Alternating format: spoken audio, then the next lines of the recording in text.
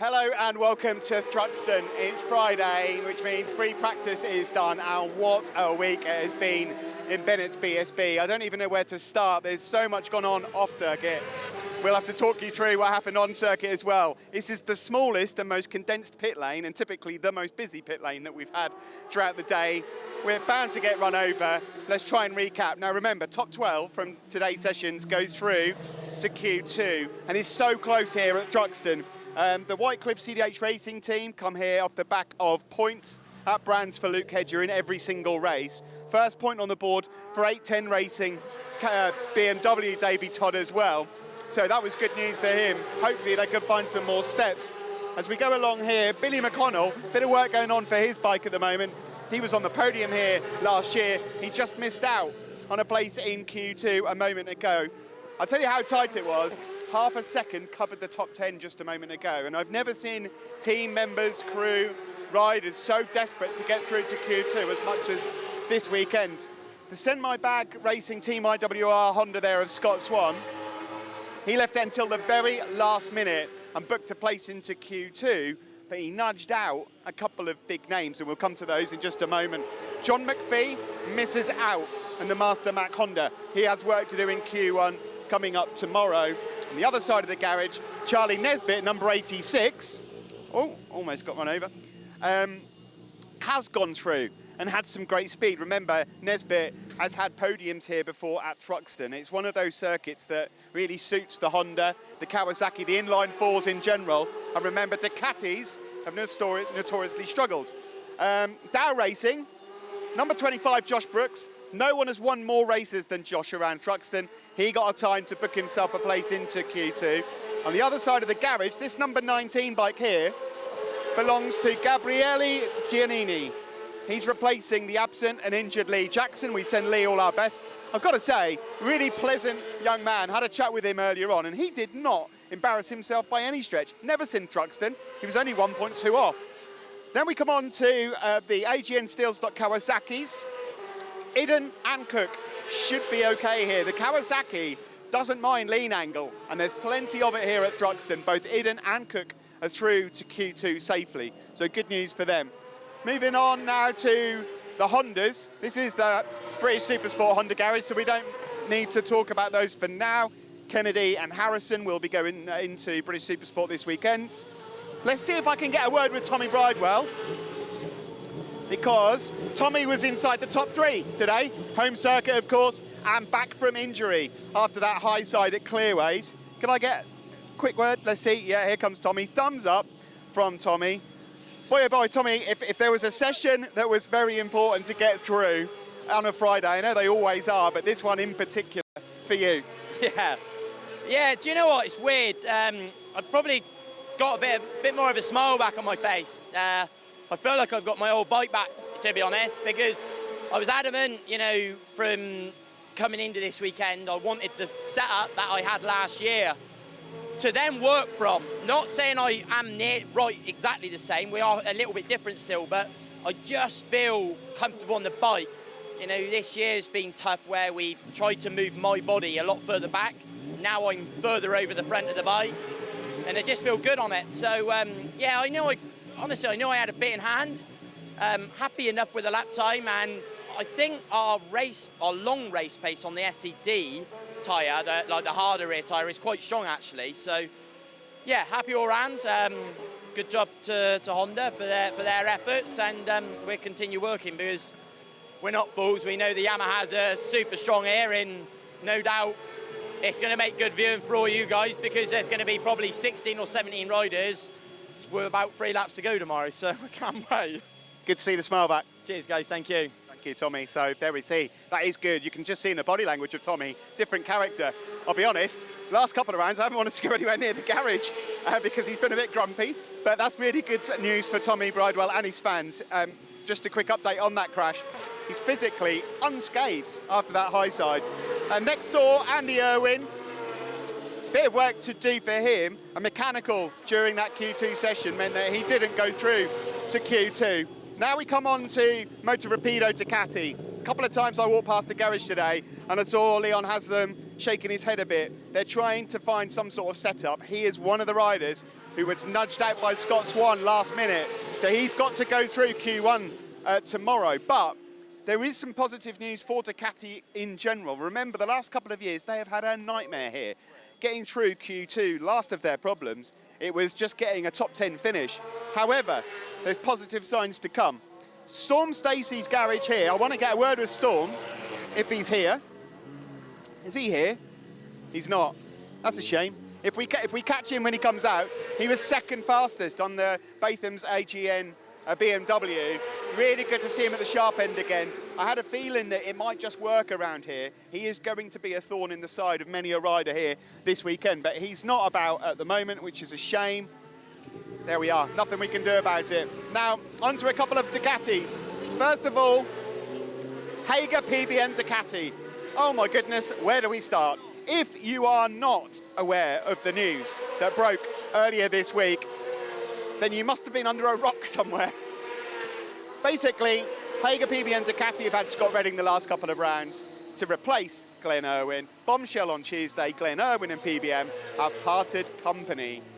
We'll be discussing more of that throughout the show, throughout the weekend. Scott's going to stay for the rest of the year, and Scott today left it late. He's exceeding track limits a few times, but managed to get himself a place into Q2.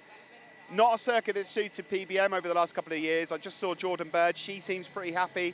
His speed's there, but Scott's in. So where does that mean Glenn Irwin is? Well, we'll talk more about that in just a moment. Rory Skinner's here. I'm not going to interrupt these guys. Look at the Scottish Mafia. The Scottish Mafia here together. I'm going to grab Rory while he's here anyway. Rory, notoriously, I had a chat with you earlier, Ducati struggled here, but I did wonder, with you being new to the Ducati, your guys being new to the Ducati, maybe this is a blank sheet of paper, and you did the job out there, really good job. How was it?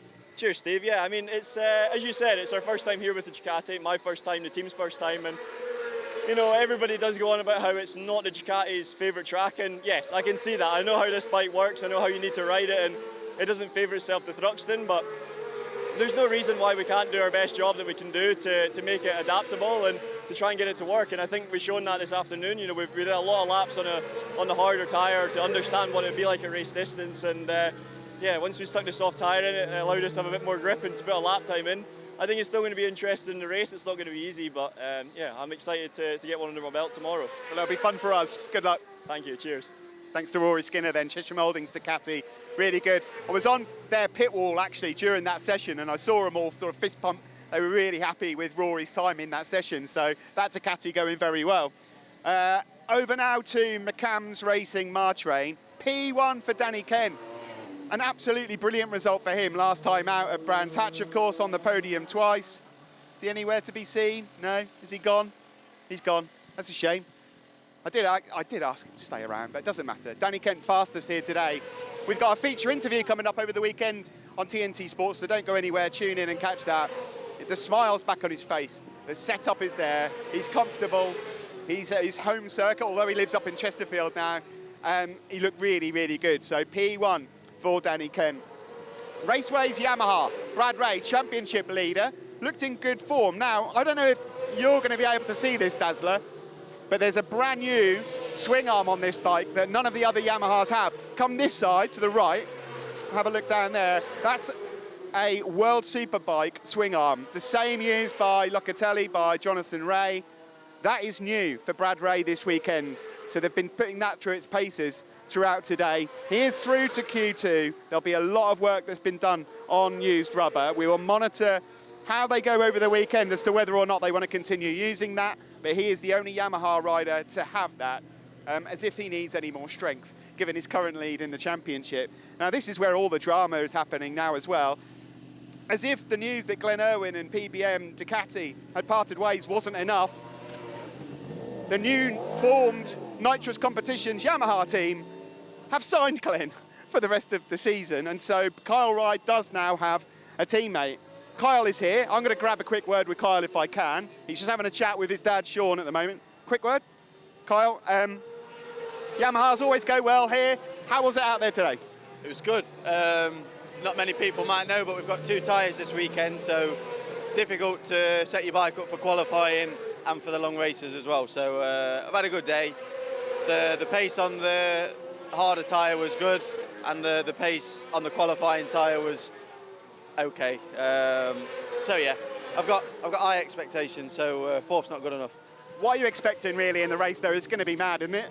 Yeah, it's whoever's in sixth could be first, and then whoever's in first could be sixth. I think the sprint race will show who the fastest is throughout the weekend, but the 20-lap races will just be who can be the smoothest, as per usual. Good luck, mate. Thank you, cheers. I'm going to see if I can grab a very quick word with Glenn Irwin then, because this is massive news, really is. It's unheard of, riders switching teams halfway through the season. We will, of course, dive deeper into that over the course of the weekend. But it's a big move for Glenn because he's still fighting to be fit again. He was declared fit, so let's see how he's feeling. And the Yamaha is completely different to the Ducati as well. Let me just see if I can grab a quick word with Glenn. He's deep in conversation at the moment with Paul Curran. I'm going to see if I can snatch a quick word. I have spoken to him earlier on, but not after he's been out in his second session. Let's see. Yeah. Thanks, Glenn. Sorry to interrupt your chat there. Really keen to get your feedback because the viewers at home that are watching this Friday pit walk, I've just done a little mini explanation, or tried to, as to what's happened this week. But more importantly, how are you feeling physically and how was it out there on the Yamaha? From a riding point of view, there goes a few fairings with the wind. That wind was actually quite tough. I guess I'm one of the taller riders in the grid. I have a little bit of a slightly older school riding style, and I was getting caught with that a bit, you know, as you come Village, Goodwood, Church, probably losing a little bit of time. Physically, from an injury point of view, I feel really good, but I've maybe 6 weeks or 7 weeks off the bike. I've got quite a lot of arm pump, and I don't usually get it, but we're just playing about with some lever positions there, and I think we can address that. We can make a quick fix on that.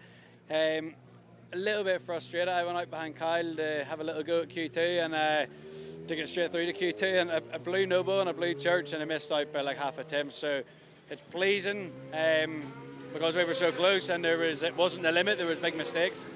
I had another little go about 6 laps later when the tyre was past its best, and again it was 2 tenths off pit in. So I feel good. Like, and you're riding around, you don't want to crash. You know, that's what everyone's told me to be careful. But you also want to go to the limit. You don't want to crash. It's they don't agree with each other, and we're just finding a good balance. But it's been really, really enjoyable and learning a lot. Well, we know you can't sit still, Glenn. We've always known that. But most of all, it's just good to have you back. Thank you very much, Steve. Appreciate all the comments. Thank you. Glenn Irwin then, back, but with a new team, the Nitrous Competitions Racing Yamaha.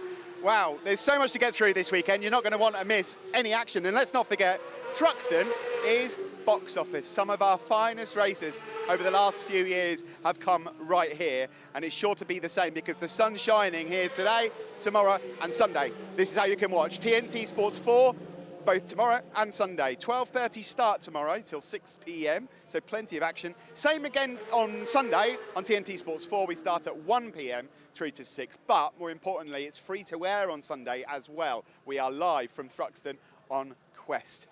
Oh, I think we all need to take a sit down and take a big breather before all the racing action. Thanks for joining us here on Friday.